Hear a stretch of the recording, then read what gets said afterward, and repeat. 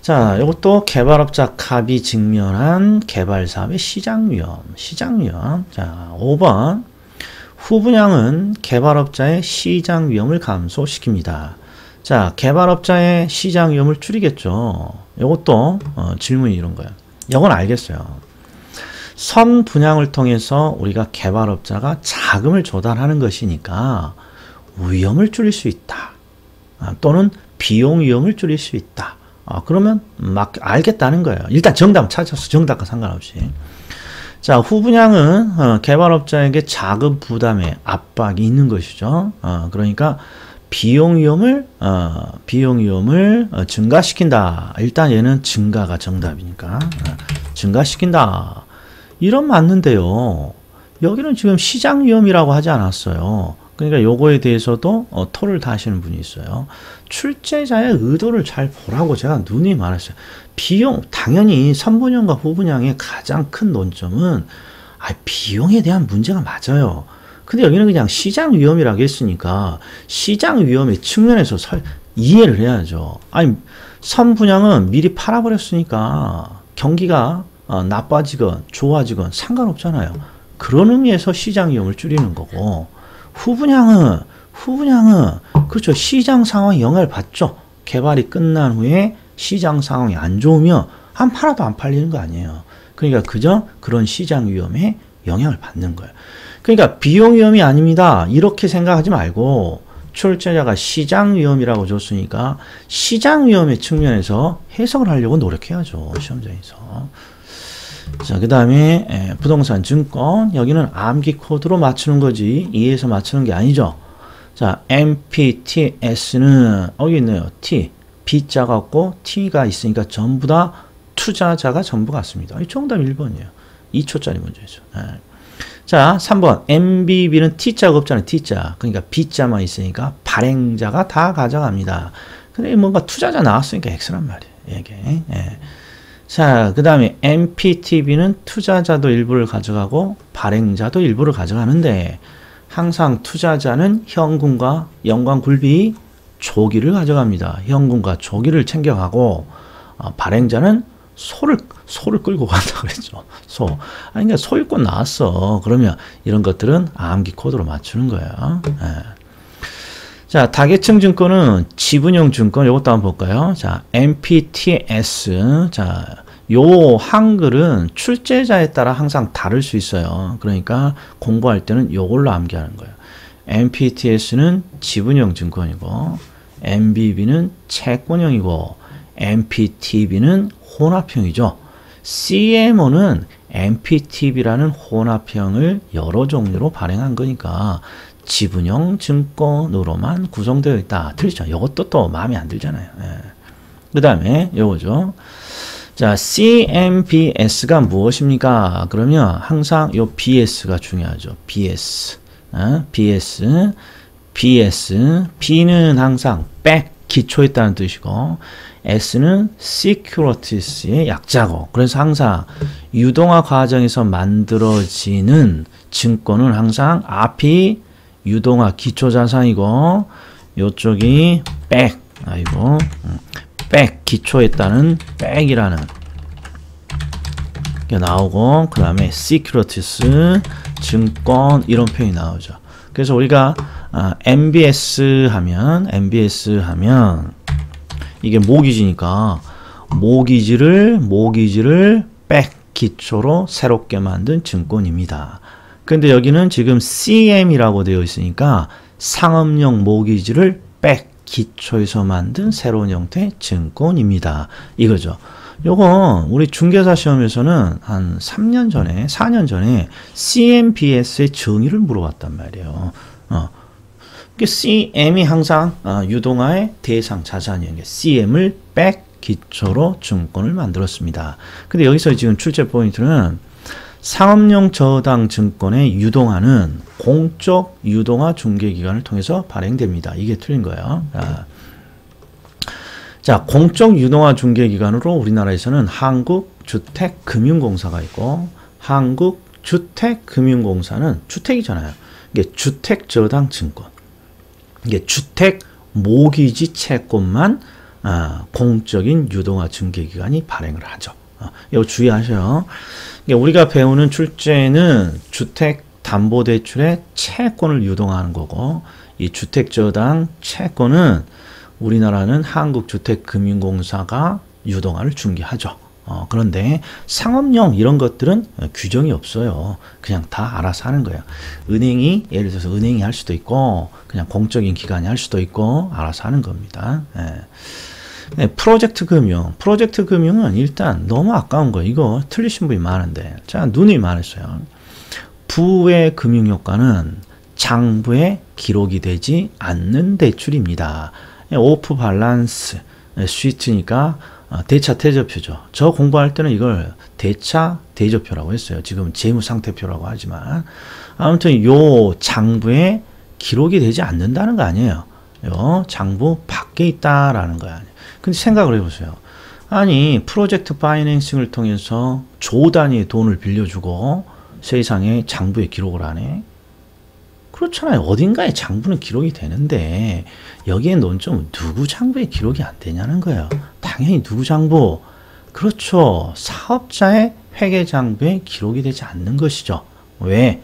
은행은 사업자에게 직접 빌려주는 게 아니라 프로젝트 회사라는 제3의 회사에게 형식적으로 돈을 빌려주기 때문에 사업자에게 직접 소구할 수 없습니다. 피소구 금융이 되는 거고 사업자의 회계장부에는 기록이 되지 않습니다. 다시 은행은 프로젝트에 필요한 대출을 프로젝트 회사라는 별도의 회사에다가 형식적으로 대출을 해주는 거예요.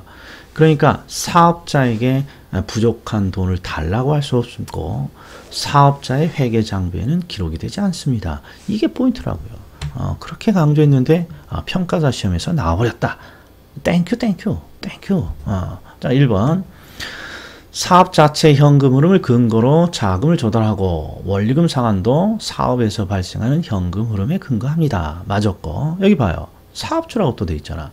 사업주 입장에 비소구, 제한적 소구 금융이고, 그리고 금융기관의 입장에서는 당연히 담보 없이 빌려주는 거니까 금리와 수수료가 높죠. 따라서 높은 수익을 얻을 수 있다. 그 다음에 5번. 복잡한 계약에 따른 사업의 지연과 이해 당사자 간의 조정의 어려움은 사업주와 금융기관 모두의 입장에서 단점입니다. 자, 이게 포인트예요. 프로젝트 대출이라는 게 그죠? 대규모의 자금 조달 기법이니까 대단히 복잡합니다. 이해관계인도 많이 참여있고. 자, 19번. 이건 법조문을 잘 보셔야 돼. 부동산 개발업 관리 및 육성에 관한 법률. 자, 이게 개발과 관련돼서 부동산학에서 나오는 유일한 법률 이름이에요. 개발업의 관리 육성에 관한 법률.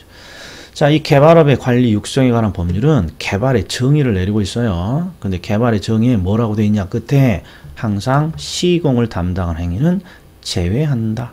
시공을 담당한 행위는 제외한다. 난이도 하죠. 자, 이번에 민간 투자 사업 방식, 그냥 쉽게 말하면 BTO입니까? BTL입니까? 요거 찾으라는 건데, 그냥 짜증나게 줬어요. 한번 보자고요. 사업주가 시설을 빌드했어요. 빌드. 그 다음에 소유권을 취득해서 일정 기간 동안 운영, 오퍼레이트. 그 다음에 그 기간이 만료되면 공공의 소유권을 이전합니다. 그러니까 BOT 이렇게 되겠죠. BOT. 적어볼까요?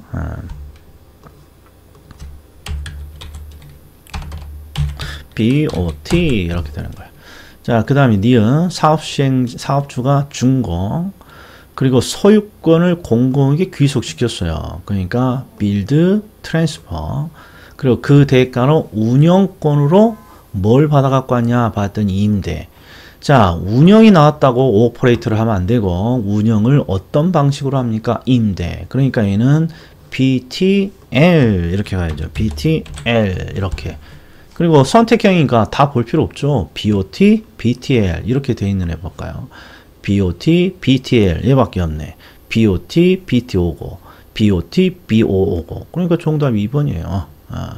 자, 그러면 뒷번 한번 볼까요?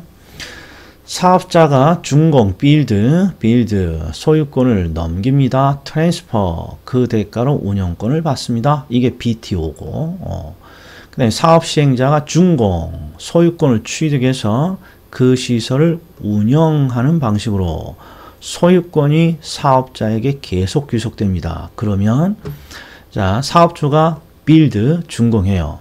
그리고 소유권을 가지면서 오퍼레이트를 합니다. 이게 BOO 방식이에요. 그러니까 첫 번째 O는 own을 뜻하는 겁니다. own. B 다음에 나와 있는 건 OWN, 소유한다는 own을 뜻하고, 뒤쪽은 operate, 요걸 말해요. 그래서 정답은 2번. 자, 요거 어렵습니다. 요거 어렵습니다. 내용은 어렵지만 정답은 쉽죠. 왜? 1, 2번 둘 중에 정답이 있었으니까. 보세요. 원금 균등 상환 방식은, 자, 원리금의 합계가 매기 동일합니다. 이건 원리금 균등 방식이겠죠. 이건 확실히 틀렸어요. 그 다음에 원리금 균등이 나오면 항상 요거의 논점이잖아요. 원금과 이자를 함께 상환하는데 이자가 점점 감소하는 것만큼 원금 상환분은 점점 늘어납니다. 요거 딱 하나잖아요. 읽어봤더니 원리금에서 이자가 차지하는 비중은 초기에는 높지만 초기에는 이자가 차지하는 비중이 높으나 원금을 상환하면서 이자가 차지하는 비중이 줄어듭니다. 요거잖아요. 이자는 항상 초기가 높고 후반으로 갈수록 점점 줄어듭니다. 이거 정답이에요. 정답. 자, 다른 것도 볼까요? 자, 3번. 제가 요거 질문을 많이 받았어요. 시험이 끝나고 duration, 채권의 duration. 이거 우리 시험 범위에요. 듣도 보도 못했어요.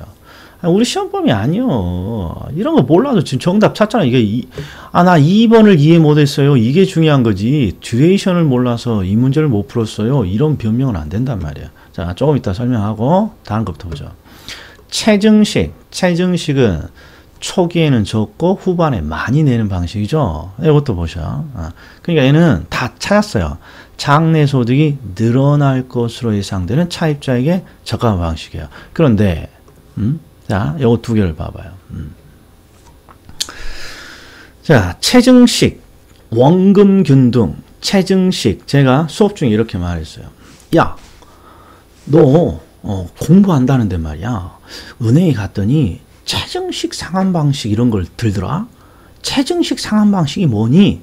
나한테 물어봤어요. 공부하는 나한테. 그러면 친구한테, 야, 체증식이란 체증, 점점 은행에 갖다 주는 돈을 점점 늘리는 방식이야. 이렇게 말을 하면 된다고 안 된다고. 그건 나도 할 수 있는 얘기란 말이에요. 비전문가도. 그러니까 원금균등과 체증식의 본질적인 건 원금을 균등하게 상환한다는 게 아니란 말이에요. 자, 보셔. 원리금 균등이 가장 무난한 방식이란 말이에요. 근데 원금 균등이 뭐니? 그러면 야, 원금 균등은 기초에부터 원금을 빠르게 갚는 방식이야. 원금을 빠르게 갚는 방식이란 말이에요. 그러니까 기초에 원금을 빠르게 갚으니까 힘은 들어. 그러나 전체적인 이자를 줄일 수 있는 방식이야. 이게 배운 사람의 대답이고, 체증식은 뭐라고 해줘야 돼요? 야, 체증식은 말이야, 계약에 의해서 초반에 좀 원금을 적게 내는 방식이야. 그리고 후반에 좀 많이 내고. 이게 원금을 좀 천천히 갚는 방식이야. 그러니까 힘은 덜 들지. 그러나 전체적인 이자는 더 많이 내야 되는 방식이야. 이렇게 설명해 줘야죠. 그건 요거랑 똑같죠. 거치식은 아예 이자만 내지 원금을 갚지 않는 거잖아요. 원금을 갚으면 원금의 부담이 크니까. 그러니까 당연히 거치식이 들어가 있습니다. 그러면 은행의 입장이죠. 대출자는 은행의 입장에서 금리 수입은 늘어나야죠. 늘어나야죠.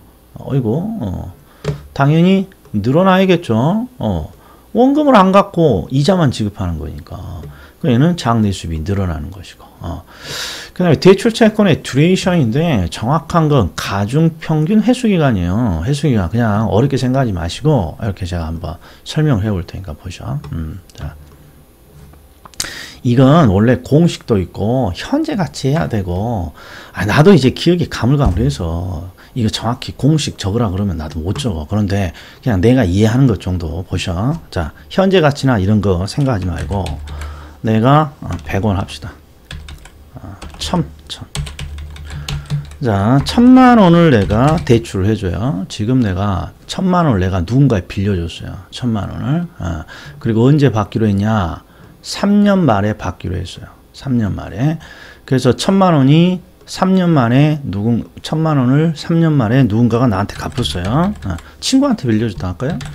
아이고, 3000만 원이라네. 자, 친구한테 내가 1000만 원을 빌려줬어요. 그리고 언제 받았어요? 3년 뒤에 내가 1000만 원을 받았어요. 그러면 이 문구를 봐봐요. 듀레이션이라는 거 회수 기간이에요. 회수. 그러니까 내가 빌려준 돈을 회수하는 기간. 그러면 지금 1000만 원을 빌려주고 3년 말에 1000만 원을 내가 받았다면 회수 기간은 3년이 걸린 거잖아요. 3년. 자, 그런데 여기는 지금 이자가 없잖아요. 만약에 여기에 이자가 있어요. 친구가 이자로 100만 원씩을 줘요. 100만 원씩을. 그러면 현재 가치 이런 거 고려하지 말고, 자, 이자가 없었을 때는 1000만 원을 빌려줬을 때 1000만 원을 회수하면 3년이 걸렸지만 이자가 이렇게 100만 원이 한 번이라도 있으면 1000만 원을 회수하는 기간이 어떻게 돼요? 3년보다는 줄어든다고 봐야죠. 왜? 이게 100만 원이 있으니까 100만 원이 있으니까 100만 원이 있으니까 3년이 되게 되면 1100만 원을 회수하게 되잖아요. 그러니까 3년의 기간에 1100만 원이니까 내가 원하는 1000만 원은 한 요 정도, 한 2.9, 2.8개월 요 정도에서 회수한다고 봐야죠. 더 해볼까요? 만약에 이자가 한 번 더 줘요. 이렇게 100만 원. 그러면 3년은 1200만 원을 회수하는 거니까 1000만 원을 회수하는 기간은 더 짧아지겠죠. 이렇게. 여기에 지금 회수 기간이에요. 근데 여기에 포인트는, 자, 요거 빼버리고, 자, 이자를 주는데, 이자나 뭐 원금 이런 걸, 자, 은행에 갖다 주는 돈을 주는데, 이렇게 초기에 많이 갖다 주면 회수 기간이 줄어들겠어요? 늘어나겠어요? 더 빨리 회수되잖아요? 뭔가 더 빨리 이렇게 많이 받으면 더 빨리 회수하는 거 아니에요? 그게 회수 기간이에요, 그냥. 그 다음에 후반에 이렇게 많이 갖다 주면 후반에 많이 갖다 주니까 똑같은 금액이라도 기간 후에 많이 갖다 주면 회수하는 기간은 늘어나는 것이고. 그러니까 쉽게 생각하면, 자, 어렵습니다만, 자, 회수 기간이 어떤 게 짰습니까? 그러면 원리금 균등하고 원금 균등하고 기초부터 은행에 많이 갖다 주는 방식이 뭐예요? 원금 균등이잖아요. 원금 균등. 은행에 빠르게 갚잖아요. 그러니까 회수 기간 또는 우리 차입자 입장에서는 상환 기간, 실질적인 상환 기간이 어떻게 짧아진다. 이렇게 해석을 하셔야 될 거예요. 그러니까 원리금 균등 상환 방식은 원금 균등보다는 돈을 적게 갖다 준다고. 돈을 적게. 그러니까 회수 기간이 늘어난다고. 요 정도만 이해합시다. 우리 수준을 넘어가는 거니까. 자, 22번. 자, 부동산 투자 분석 기법에 관한 설명으로 옳지 않은 것은, 자, 일단 봅시다. 다른 조건이 일정하다면 승수법에서는 승수가 클수록 더 좋은 투자입니다. 이런 것들이 공부를 한 사람과 공부를 안 한 사람의 차이가 있는 거예요. 차이가. 자, 승수는 공식이 어떻게 돼요? 승수는 위가 투자 금액이 올라가고 밑이 수익으로 나는 거죠. 그래서 나온 값을 우리는 승수 또는 배수라고 해요. 근데 포인트가 이렇게 분수 형태의 공식은 항상 분자가 항상 측정의 목적이라고. 이게 승수하게 되면 투자 금액을 수익으로 나눈 값이니까 투자 금액의 크기를 알고자 하는 거예요. 투자 금액. 그러니까 승수 나오면 투자 금액의 크기를 의미한단 말이에요. 정확히는 예를 들어서 이런 거죠. 투자 금액이 1억이고요. 1억이고 연 수익이 1000만 원이에요. 연 수익이 1000만 원이에요. 그러면 요 승수는 요 투자 금액의 크기를 물어보는 거예요. 뭐랑 비교해서 수익이라. 이게 해석이 1억이라는 투자 금액이 1000만 원이라는 수익의 10배군요. 이게 투자 금액이 크다는 뜻이죠. 이게 승수가 나오면 투자 금액을 측정하는 것이니까 승수, 투자 금액이 클수록 더 좋은 투자 아니에요. 미친 말이잖아요. 그냥 1초짜리 문제예요. 올해 30일에는. 정말 이게 투자 분석 기법마저 이렇게 하가 지금 계속 나오고 있잖아요. 이게. 예. 나머지는 우리가 다 쉽게 아는 거죠. 순영가는 0보다 클 때 투자하고 수익성 지수는 1보다 클 때 내부 수익률은 항상 내세요잖아요.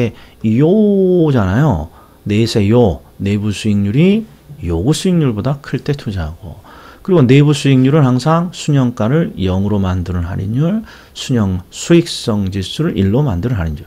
밑이 다행히 어려운 게 없어서 그런데 1번 탁 보고 그냥 더 볼 필요도 없어야죠. 네. 자, 화폐 시간 가치입니다. 화폐 시간 가치. 우리 평가사 시험에서는 이 문제가 잘 안 나옵니다. 중개사 시험 거의 매년 나오는데 그런데 평가사 시험에서 마저 이제 이런 형태가 나오기 시작하면 이제 공부를 조금 더 해야 돼요. 이제 수식만 암기해서는 안 돼. 자, 보자고요. 일단 은행으로부터 주택구입 자금을 원리금 균등 분할 상환 방식으로 대출한 가구가 매월 상환할 원리금. 그럼 저당 상수죠. 매월 상환할 원리금 저당 상수. 자, 그 다음에 3번, 4번. 우리가 항상 역수관계 나왔습니다. 그러면 저당 상수 역수하면 찌읒자가 있으니까 현재 가치 개수죠. 연금에. 자, 감채 기금 개수는 미음자 있으니까 미음 연금의 미래 가치 개수고 역수 나오면 딱 이렇게 맞추는 거죠. 3번. 3년 후 주택자금 5억을 만들기 위해 이거 보는 순간 벌써 정답 나왔네. 주택자금 5억 원을 만들고자 합니다. 이 5억 원을 우리는 목표 금액 두 글자로 기금 개수죠. 그러니까 감채 기금 개수 이렇게 나와야죠. 그래서 지금 2번을 하나 보는데 요거 한번 봐요. 2번 지문을 설명하게 해봐요. 자, 요걸 대부분 이제 요걸 맞추라는 건데 요거 박스 빼고 한번 읽어볼게요. 일시불이 있고 그 일시불을 미래 가치로 만들고 싶어요. 그러면 어떤 수식을 적용합니까? 일시불의 미래가치 계수를 적용하죠. 그 다음에 밑에 봐요. 대출 금액이 결정이 됐을 때 은행이 차입자가 매기 상환할 원리금을 구합니다. 그러면 저당 상수를 곱하는 거죠. 그 다음에 조금 전에 여기죠. 주택 5억, 자금 5억 원. 주택 자금 5억 원 등 목표 금액을 만들기 위해서 은행에 매기 적립액을 구합니다. 그러면 지금 목표 금액이 기금이니까 기금을 만들 때 쓰는 수식 기금 계수가 필요해요. 이건 아는데 이제 이런 게 있어요. 만약에 요 일시불이 1원이라고 해보자. 1원. 그러면 요건 생략이 가능하잖아요. 그러면 어떤 결론이 있습니까? 일시불의 미래가치 계수라는 수식 그 자체가 일시불의 미래가치를 의미해요. 이게 일시불을 1원이라고 가정하면 일시불의 미래가치 계수라는 요 수식이 일시불의 미래가치랑 똑같은 개념이에요. 자, 이것도 한번 봐요. 대출 금액이 만약에 1원이에요. 그러면 1원은 생략되는 거 아니에요. 그러면 저당 상수가 결국 매기 원리금 상환액과 똑같은 개념이 되는 거야. 자, 목표 금액이 내가 1원입니다. 그러면 어떤 일이 벌어집니까?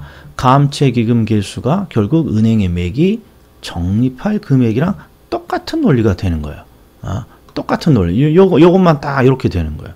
그러니까 시험에 뭐가 나오면 자꾸 질문이 옵니까? 이런 거야. 이자율이 상승하면 저당 상수는 올라가나요? 떨어지나요? 이자율이 상승하면 기금 계수는 올라가나요? 떨어지나요? 이렇게 물어본단 말이에요. 이게 바로 요거란 말이에요. 이게 일시불의 미래가치 계수는 이자율이 상승할 때 어떻게 됩니까? 그래도 얘는 쉽잖아요. 얘는 당연히. 그러니까 일시불의 미래가치 계수는 일시불이 1원이라면 그냥 뭘 뜻한다? 요 계수자 똑 떼고 그냥 일시불의 미래가치를 뜻하는 거야. 그러니까 이자율이 상승하면 미래가치는 커지는 것이죠. 요것처럼 자 요런 게 나오면 어렵단 말이야. 자, 이자율이 상승하게 되면 은행에 매기 상환할 원리금이 어떻게 돼요? 커지게 되는 거죠. 그러니까 저당상수는 올라간다고 봐야 돼. 그 다음에 이자율이 예금 이자율이 올라가면 우리는 보다 적게 적립해도 목표 금액을 만들 수 있죠. 예금 이자가 높으니까. 그러니까 기금 개수는 작아진다고 해야 되고. 이런 것들을 주의해 주셔야 돼. 이번에 제가 추가로 몇 개를 더 설명했다. 자, 그 다음에 토지에 관한 설명입니다. 자, 빈지하면 해변가의 땅. 일반적으로 바다와 육지 사이의 해변 토지 여기까지를 맞았는데 소유권이 인정됩니다. 이게 틀렸잖아요. 소유권은 인정되지 않죠. 개인의 소유가 인정되지 않는 거죠. 개인의 소유는 인정되지 않고 활용실익은 해변 토지니까 많은 요건 맞았네. 많은 토지입니다. 그러니까 지금 법지하고 빈지의 성질을 섞어 놓은 것이죠. 그 다음에 몇 개 더 볼까요? 요거 법지하고 뭐죠? 경사진 토지. 택지 경계와 접한 경사된 토지 부분.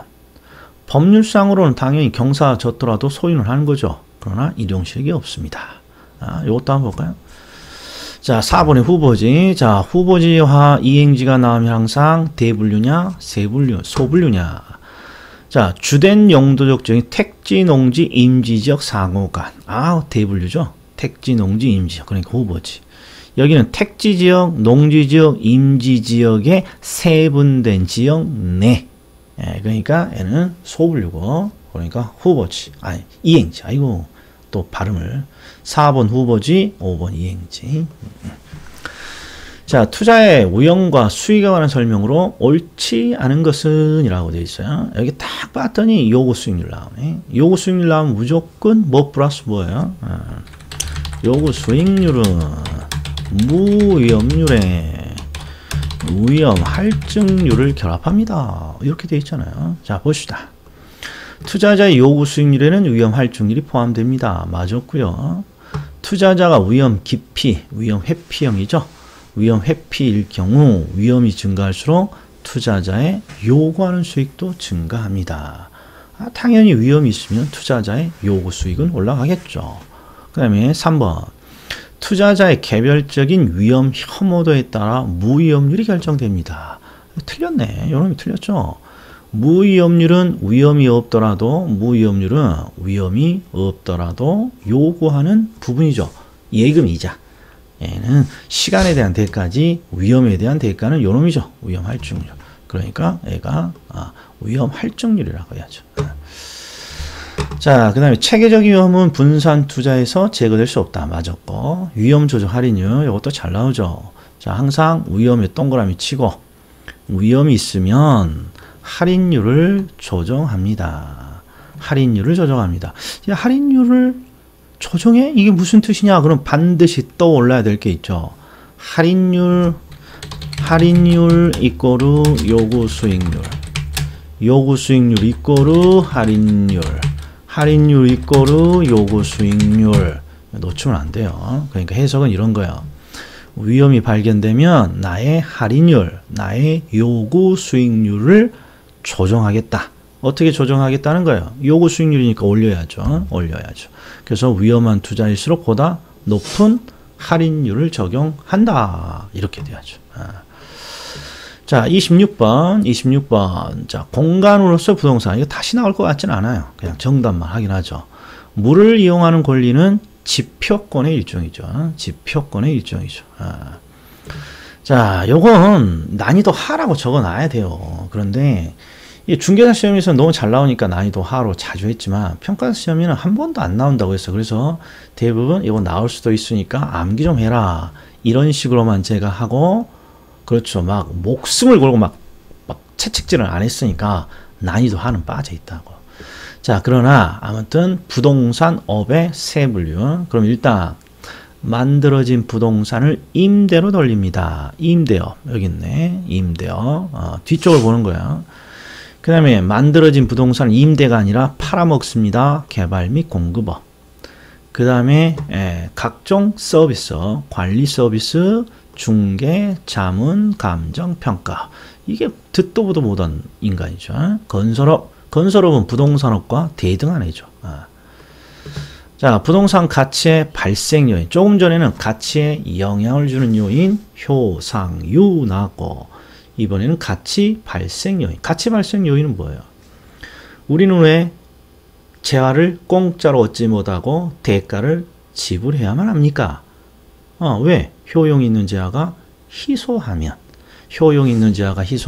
우리는 재화를 공짜로 얻을 수 없죠. 자, 그리고 부동산에서는 효, 상, 유 이렇게 세 가지로 나누고 있어요. 자, 효용부터 보죠. 효용은 인간의 필요나 욕구를 만족시켜 줄 수 있는 재화의 능력 맞았고, 그 다음에 효용은 자, 재화의 능력이니까 주거지는 거주의 쾌적성으로 그 능력이 판단되고, 상업지는 수익성, 공업지는 생산성으로 표현할 수 있습니다. 맞았고, 그 다음에 상대적 희소성. 부동산은 용도적 관점에서 대체성이 인정되고 있기 때문에 절대적 희소성이 아닌 상대적 희소성을 가지고 있다. 상대적 희소성이라고 했으니까 옳은 지문이고. 유효수요. 수요 중에 유효한 수요는 뭘 갖추고 있다? 구매력을 갖춘 수요죠. 구입 의사와 지불 능력, 구매력을 갖춘 수요. 그래서 정답은 5번이죠. 자, 이 이전 가능성은 일부 학자만 드는 발생 요인인데, 그렇죠. 우리 부동산은 법률적인 측면에 이전 가능성이 있어야죠. 등기 등을 통해서. 그래서 이전성은 법률적인 측면이죠. 경제적인 측면이 아니라. 그러니까 이 학자가 들고 있는 건 부동산은 아무리 효용 있고 희소한 재하더라도 야, 등기 등으로 이전을 할 수 없으면 말이야, 가치는 결국 사람들은 대가를 결국 지불할 수 없는 거야. 이게 법적인 이전 가능성이란 말이죠. 그래서 5번은 법률적인 측면. 자, 29번 공인중개사 법령. 요런 건 우리 평가자 시험에서는 상급이죠. 왜? 우리가 감정평가에 관한 규칙에서 나온 문제도 틀리고 있는데, 이 공인중개사 법령은 감정평가에 관한 규칙과 마찬가지로 여기서 실무 규정을 두고 있어요. 그러니까 요런 건 추가로 맞추는 거죠. 일단 여기 보죠. 4번. 옳은 것은 중개업. 다른 사람의 의뢰에 의해서 일정한 보수를 받고 중개를 업으로 합니다. 이 정답이 너무 쉬웠어요. 저는 4번 하겠어. 다른 거 모르더라도. 자, 다른 거 보죠. 공인중개사법에서 공인중개사 자격을 취득했습니다. 그러면 개업이 아니죠. 자격을 취득했으면 공인중개사, 그리고 자격을 가지고 이제 사무실을 개설 등록, 사무실을 열면 개업 공인중개사가 되는 거죠. 틀린 질문. 그 다음에 이 임모 20톤 이상의 선박은 중개활동의 법령에는 대상으로 들어가 있잖아요. 이런 건 알 수 없는 거예요. 진짜 죽었다 캐나도 법률 달달하지 않는 이상. 그 다음에 이거 봐요. 개업 공인중개사에 소속된 공인중개사인 자로서 이들을 우리는 소속 공인중개사라고 해요. 소속 공인중개사. 근데 소속 공인중개사가 두 사람이 있어요. 두 사람. 하나는 자격증을 가지고 소속될 수도 있고 자격증이 없이 소속될 수도 있어요. 그러니까 개업 공인중개사에 소속된 공인중개사인 자로서, 여기는 중개사인 자로서 소속되어 있잖아요. 그 사람은 소속 공인중개사가 맞아요. 아니다가 아니라 맞다 이런 말이에요. 자, 그 다음에 중개보조원이란 공인중개사가 아닌 자로서 중개업을 하는 자. 중개보조원은 공인중개사가 아닌 자로서 개업 공인 사무실에 속해 있는 사람이란 말이죠. 그러니까 이 사람은 중개업을 할 수는 없죠. 자격이 없으니까. 자, 이런 것들은 법령을 한번 확인해 보세요. 자, 그 다음에 관련 과세인데, 요 과세가 올해는 참 쉽게 나왔어요. 막 종부세, 재산세 나오면 어려운데 국세하고 지방세만 구분하라는 거죠. 자, 취득세, 재산세, 지방세죠. 취득세, 재산세. 그리고 등기 등록과 관련된 등록면허세, 재산세. 그러니까 국세를 정확히 알고 있어요. 국세. 일단 보유세 중에는 종부세, 보유세 중엔 종부세. 처분할 때는 양도소득세가 있어요. 양도소득세. 그냥 소득세라고 나왔네요. 양도소득세. 이게 보유세 중엔 종부세, 처분할 때는 양도소득세. 그리고 상속증여. 요것들이 우리가 상속증여 이런 것들이 국세죠. 자, 마지막 문제입니다. 부동산 거래 신고 등에 관한 법률. A는 하라고 해놨는데 왜 하라고 해놨습니까? 자, 앞에는 아무것도 안 해놓고 이건 너무나 강조했기 때문에 그래요. 왜? 올해 개정됐단 말이에요. 뭐가 틀렸습니까? 요거. 여기는 60일, 여기는 30일이잖아요. 여기 틀렸어요. 그런데 이제 출제자가 의도는 이래요. 자, 거래 당사자는 거래계약을 체결했으면 거래계약 체결일로부터 30일 이내에 요게 올해 2월 달에 개정이 됐단 말이에요. 30일 이내에 공동으로 신고해야 됩니다. 그런데 문제는 지문 5번이에요. 신고를 한 후에 해당 거래계약이 취소됐단 말이에요. 그럼 이때는 60일이다 이렇게 함정을 판 건데 우리 법규에서 항상 어떤 걸 결정했어요. 근데 그 결정을 다시 변경하고 싶어요. 변경. 그러면 절차를 약식으로 거쳐야 되는 거예요. 다시 다 걸쳐야 되는 거예요. 생각? 항상 결정된 내용을 다시 변경하는 것도 새로운 결정이란 말이에요. 그래서 법규에는 법률 규정은 대부분 다시 거치도록 돼 있어요. 모든 절차를.